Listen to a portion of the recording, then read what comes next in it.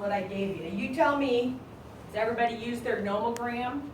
You're going to have to use your nomogram on the test tomorrow too, okay? So what was the plasma creatinine? 1.6. 1.6. And what was the urine creatinine? And what was the volume in how many hours?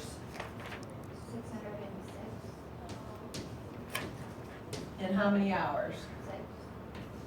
It was 600 606 hours. Oh. 600. Sorry, it's easier. Okay. And what was the height 630. and the weight? 250. Okay. So the first thing I like to do, so 6 times 60 equals 360 minutes. So I like to get my mils per minute, and then I like to get my surface area. I like to get everything in order, and then I plug it in the formula. So what was the surface area? 1.75. Around 1.75. I give you some leeway on that because I know the little grids are. Does everybody see about the nomogram? How you go find the height, then you find where the weight is and use some kind of straight edge. Like tomorrow you can use your scantron, the straight edge between it. And what was the mils per minute? 1 point something? It was 1.6. 7. So 1.7 mils per minute. So then how did you set up the formula? What is the formula? UV divided by P times 1.73 divided by surface area. Okay, so you have to know that by heart. And so urine, then so you take 30 times 1.7 mils per minute, and this is going to be what your GFR is, mils per minute, and it's estimated if you don't do the surface area. I think, Barb, did you do these and you just didn't do the surface area part? I thought she told me. Okay, then you do the plasma creatinine. Units cancel, so you know you're going to get mils per minute, which is your GFR. Okay, and then we're going to take the surface area, 1.73 over 1.75. So do you see the surface area on this one doesn't really matter? What you looking like? The surface area. So you guys aren't agreeing on the surface area? How did you get Right. it? I don't think I did this right at all. I get 2.25. Well, I just asked you guys, I didn't do it, so. Yeah. So 2.25, did the majority of you get 2.25? Yeah. 1.46. I don't know if we're using this graph completely, Okay. because like, here's my 3 dots. Let me just blow it up and we'll show you. Is this the one I printed better for you? Because I printed one better for you. Let me just put it on the Almo.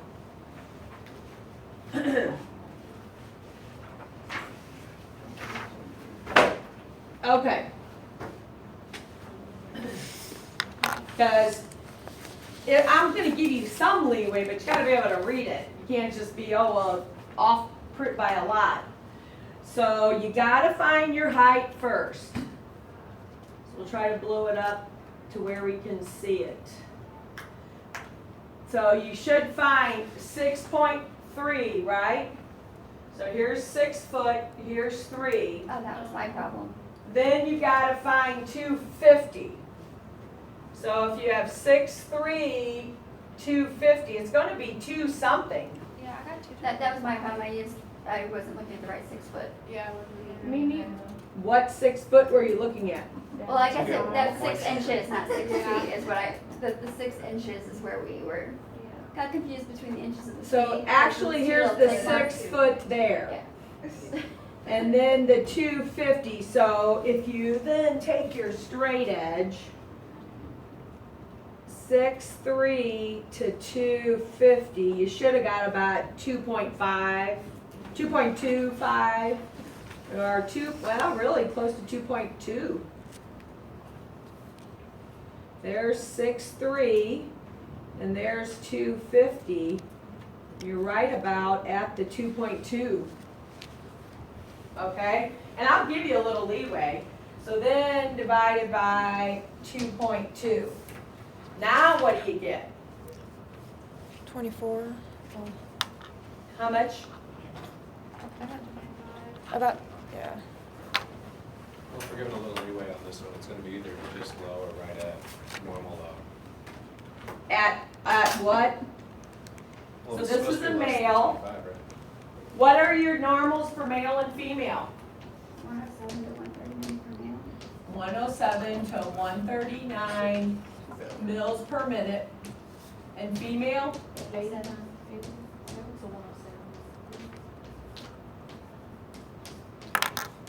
So when I do my calculation, I take 30 times 1.7 divided by 1.6. Then I multiply times 1.73 divided by 2.2. I break it into two. I do this one first before I come over here. I got 25. 25? Would you worry about this person? Remember, the main one you worry about is when it's too low. They're not filtering stuff, so you have a lot of waste products that are going to build up, and that's dangerous. And remember to go with the disease states. Do you remember which disease state you really are worried about when it's less than 25 GFR? Loss of renal function. Chronic glomerulonephritis might be 25 to 50, which is still terrible. But you get below 25, you're going to be worried about renal failure. Chronic glomerulonephritis is the next worst one. So that's what on your disease states tomorrow, you got to pay attention to the GFRs, you got to pay what's present in their microscopic.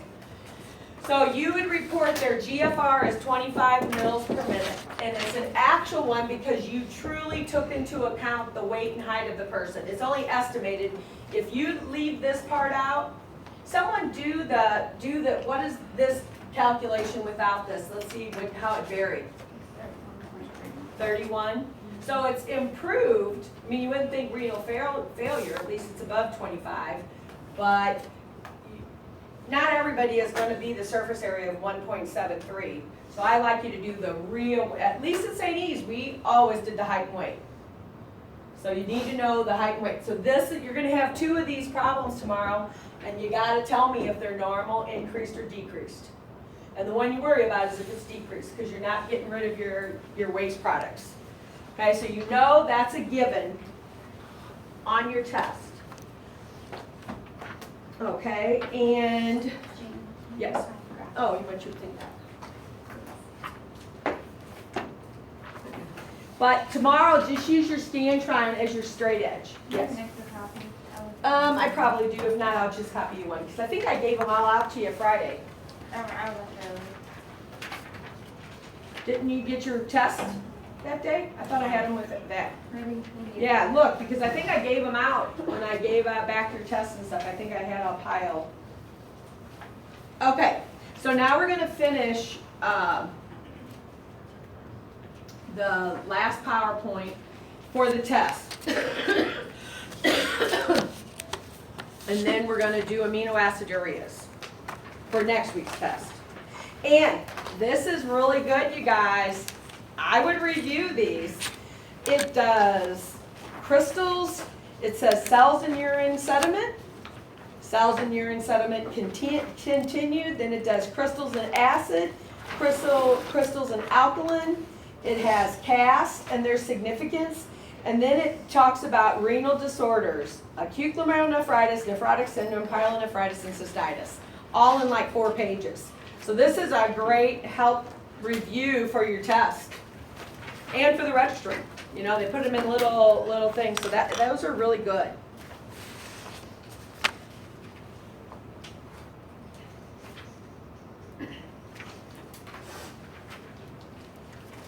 So there's going to be key things that you have to know.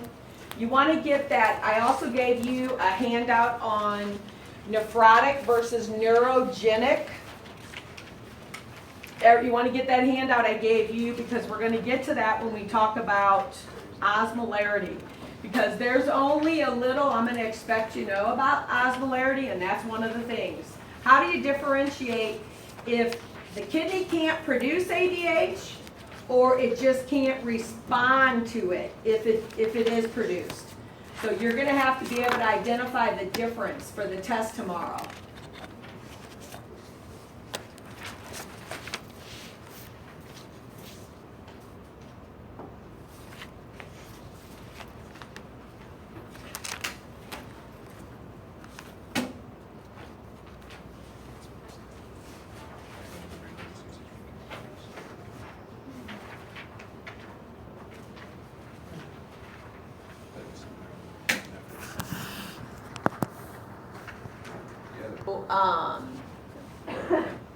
That is a big thing.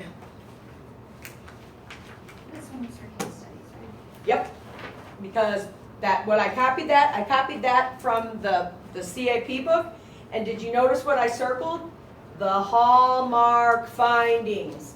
Pay attention to the hallmark findings. I went ahead and circled them for you. Those are the key things, and I got them from this book. I even have case studies already on Blackboard from this book that are out there. So this is the other handout you want to have available, because you're going to have to know the difference of neurogenic versus nephrogenic diabetes insipidus for your test, and it's going to relate to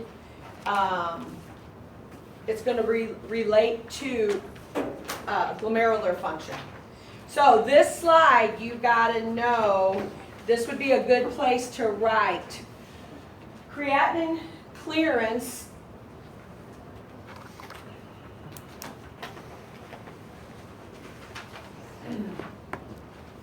you're going to have to know this in a matching. Creatinine clearance is associated with filtration. How does your glomerulus? So your creatinine clearance has to do with filtration. How are you removing substances and voiding them as urine? If you're not getting rid of them, they can build up in your bloodstream and be dangerous. So the creatinine clearance, CRCL, is the name of that. Concentration or reabsorption tests, you have 3 of them you got to know. You'll have osmolarity, and sometimes it is called osmolality. And in that little handout I gave you, if you'll read it, I think it says osmolality. They're interchangeable. So, or it can be ality. Either one means the same thing. And then there's a test called a Fishberg and a Mosenthal that all see how you concentrate your urine. And remember, that takes place in the loop of Henle, where it begins. And then renal blood supply or secretion, there's a test called the PAH. So you have to know these 5 tests in a matching, what they are associated with. The renal blood flow, it sees if this substance is completely secreted out into your urine. And there's a way they measure it. The tests that you're gonna see the most are gonna be osmolarity and creatinine clearance, and what we've been doing on a routine UA, specific gravity. Those are the 3. What's PAH? It's a test we're gonna talk about that for renal blood flow. Oh, okay. So, yes, Next to osmolality, what does that say? Is that ability? ALITY. Sometimes it's called osmolarity. Oh. Sometimes it's called, right here, osmolality. One and the same. Interchangeable or? Okay. Yep. So I think the sheet I gave you says osmolality. So we know why, you be able to tell me this, why is specific gravity not as good as osmolarity, what I've already told you prior to this lecture? Anybody remember? Affects the weight. Weight and number is tested by specific gravity. So who is more involved in weight, let's say on a diabetic? Is it their sodium chloride or is it their glucose that's spilled over? Glucose. Glucose. Glucose has nothing to do with the ability of your renal tubules to concentrate your urine. It's the sodium chloride that begins around the loop of Henle. So osmolarity only measures number. So who gets more involved then is sodium chloride because it's 2 parts to 1 molecule, whereas glucose would just be 1 molecule. And that's how it should be. Sodium chloride should be the biggest factor in your concentrating of your urine. So it is a better indicator because it only measures number of particles, nothing to do with the weight. Specific gravity is very much affected by the weight of the solutes. So you already know the formula, you already know you're going to have 2 of these on your test. So you know you have to calculate it. So if you have problems, I'd stay after today and work with me. If you're struggling with the calculation, I don't mind. I don't have anything right after class today. If anybody wants to practice more, I'm perfectly willing because I know not everybody math is their strong suit. So if you hear the term GFR, glomerular filtration rate, it's the same thing as doing your creatinine clearance. And it's all measured in mils per minute. And ours isn't estimated because we're doing the surface area. So do you want me, well, just bring your own so I don't have to copy them again. So try to bring your own nomogram that I copied that you could see the numbers better. The one in the syllabus was a little blurry. And then I won't have to copy them again for the test. So one of the things, none of these are perfect to see if something is completely filtered. Creatinine is an endogenous substance. What do you think we mean by endogenous versus exogenous? Inside the cell. It is something you already have in your metabolism, in your bloodstream, and creatinine is one of them. It is not perfect. If you are someone who had muscular dystrophy, or if you're someone who is high meat diet, or if you're like a guy who takes creatine for weightlifting, you are going to have problems because you're going to have more than you should normally, okay? But it is the most common one used, even though it's not a perfect one, but it is better to use something endogenous if possible. Exogenous is an example of this would be inulin. It's something they would have to infuse with an IV, and then they'd measure your filtration rate. But instead of a creatinine clearance, it would be an inulin clearance. But that's a problem, having to infuse something at a steady rate at a good amount per patient. There's one called beta-2 microglobulin that's endogenous, that is in leukocytes. You can use radionucleotides. So if you'd want to say creatinine is endogenous, inulin is exogenous, beta-2 microglobulin would be another example of endogenous in your body, and X would be if they infused a radioisotope. But creatinine is going to be the best of the 4. And that's what I'm almost guaranteed you're going to do creatinine clearance, and you're going to do serum and urine osmolalities. So it's not a perfect substance, but it is commonly used, and at least gives you a good starting point. If you're way below either male or female, the doctor's going to have to do some investigation with looking at your kidney. What is wrong with your function of your kidney? Now, osmolality. We had the one that, there's 2 ways commonly used. They can use freezing point. We actually used to have the little machine someone gave us, but then Barb said it'd work one, and then it would freeze up for the remaining of them. You actually took like 250 mils of urine or serum. You put it in this little cup, and it crystallizes. It measures the osmoles. How 1 gram molecular weight is divided by the number of particles it dissociates in. and it gives you a value called milliosmoles. So you need to know, most labs are going to do the freezing point depression. There's another one they can use measuring vapor gas. I don't know any lab that doesn't use the one that freezes the little sample of either urine or serum. So the range for serum is set, 275 to 300 milliosmoles. If you don't deprive your liquid, a urine should be 1 to 1. So if we did my urine and my serum, if my serum was 300, my urine should be 300. But if you do deprivation of your liquid, your intake of your water, do you think your solutes are going to be more concentrated? Yes, because you're depriving them of water to dilute them out. It becomes 3 to 1. So the thing you have to know as normals, if your serum has 275 to 300 milliosmoles of solute always. If a normal person's urine, and you haven't worried about depriving them of any fluid, should be the same. So if this is serum, urine should be the same as your serum. That's what we mean by 1 to 1 when you haven't deprived any water. That's what they mean by a 1 to 1. It should be the same. But you involve depriving them of water,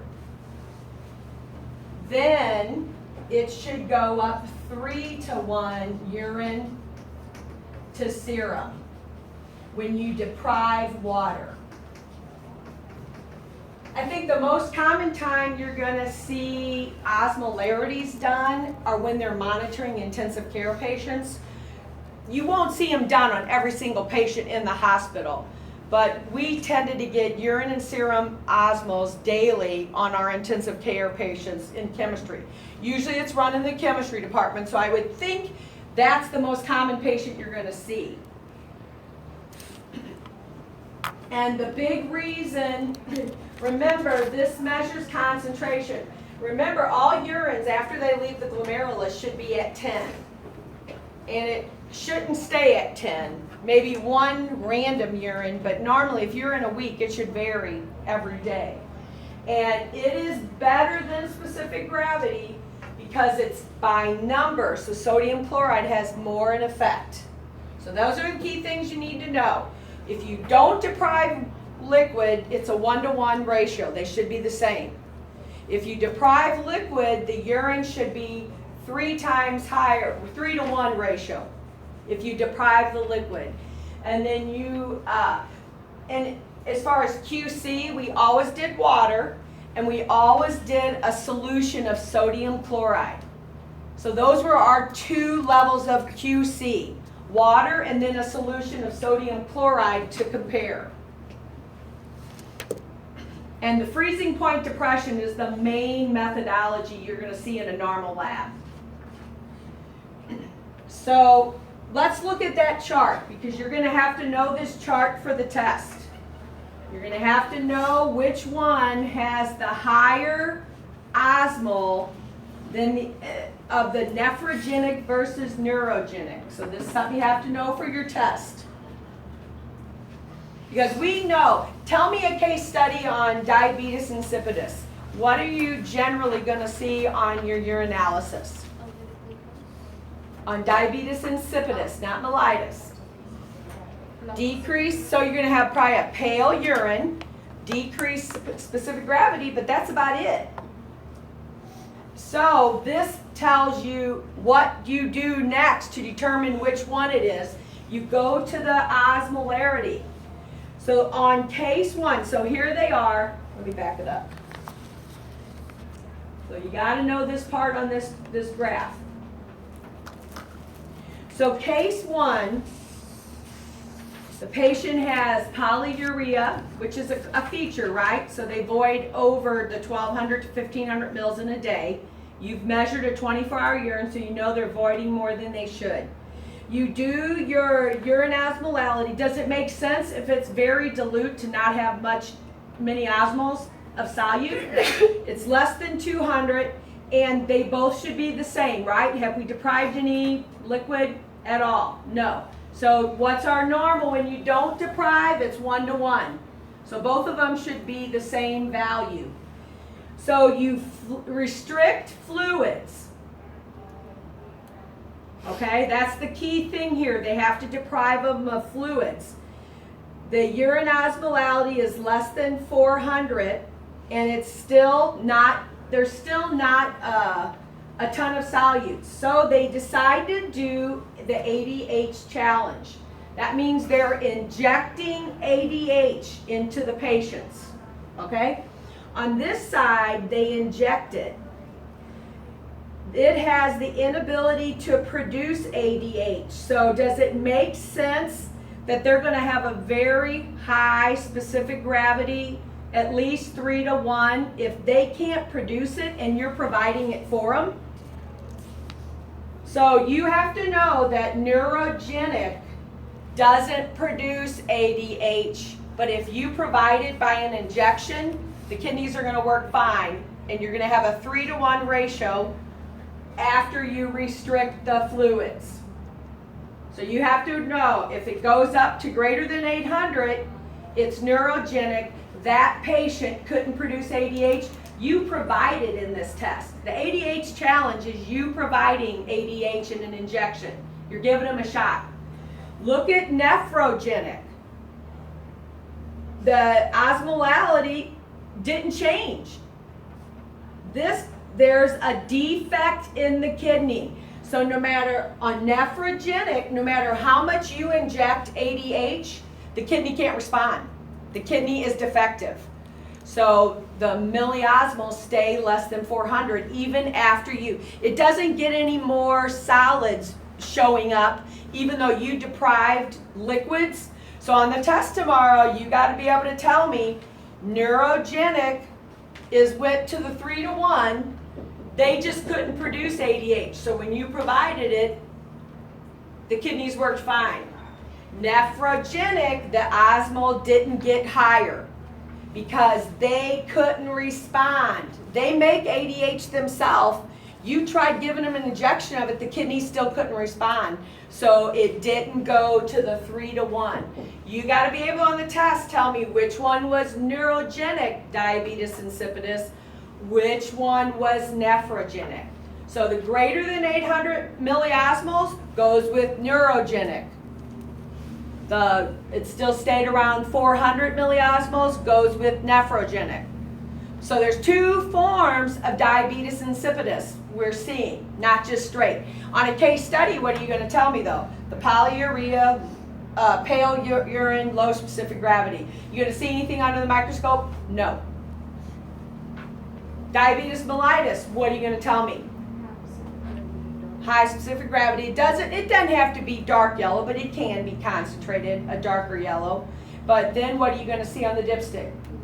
At least glucose ketones. You going to see anything under the microscope? No. The only reason you might is if it wasn't a clean catch and they have some bacteria that's going to proliferate because of the sugar in the urine. So those what we mean by seeing it in a case study. You as the tech only see results. Half the time you don't know what's going on. Okay, Fishberg and Mosenthal aren't. Fishberg and Mosenthal, I just want you to know that they're concentration tests. What they did is they measured specific gravity. And Fishberg, they wanted to just see if they deprived you of liquid, would you ever go to a high specific gravity? And they just, in a day, you just have to have one that is 1.026 at least. You don't have to know anything about these. You just have to know Fishberg and Mosenthal are examples of the renal's ability to concentrate it above 1.010. So you have 3 tests that can show concentration. Osmolarity is your best. But Fishberg and Mosenthal are easy tests. In the Mosenthal, usually they deprive you, but what they look for is that you have a higher specific gravity at night than the day. All you have to know for me is that Mosenthal and Fishberg are two other concentrating tests that are pretty easy, and they use specific gravity. Osmolarity is hands down your best test because the number of solutes far more outweighs the weight of them here. So it's going to be better than these two which use specific gravity. The specific gravity, anything heavy, is going to affect your test, and glucose has nothing to do with concentrating your urine. So you know, filtration is measured by the creatinine clearance. You know, concentration is measured by osmolarity is the best, Fishberg, Mosenthal. And the only thing I want you to know about PAH, that's the name. P-aminohippuric acid, you only have to know PAH. It looks at renal blood flow by using a substance that is completely removed. So if you give them a certain amount of a substance, when you collect their urine, it should all be removed and in the urine. It just assesses renal blood flow. So your test that can assess it is PAH. So your big ones to know are creatinine clearance, know how to do the formula, and if it's low, it's bad for the patient. Okay? The other one is osmolarity. You got to know the serum osmolarity, 275 to 300. Then if you don't deprive their liquid, it's 1-to-1. It should be just the same as your serum. If you deprive their liquid, the urine should be 3 times higher. So if I had a 300 serum, then my urine should be 900 on all of us who are normal. And then you got to know, neurogenic, they don't produce ADH, so if you inject the person with ADH, you're going to have a 3-to-1, greater than 800. Nephrogenic, it doesn't matter how much ADH you give them, their kidneys are malfunctioned. So they won't respond and it'll stay at a 1-to-1. So you got to be able to tell me the difference of nephrogenic versus neurogenic. Okay, so this is the last piece for the test tomorrow. You got to know these in a matching. You got to know how to do 2 creatinine clearance calculations and tell me normal, increased, or decreased. And you have to know the difference of neurogenic versus nephrogenic from that handout, okay? So I try not to give you things on the handouts that just more trees killed, but I think what I liked about the CAP book, it gave you hallmark findings. That's what you got to know for the registry. What are key pieces that give you the clues? And that's what I like them.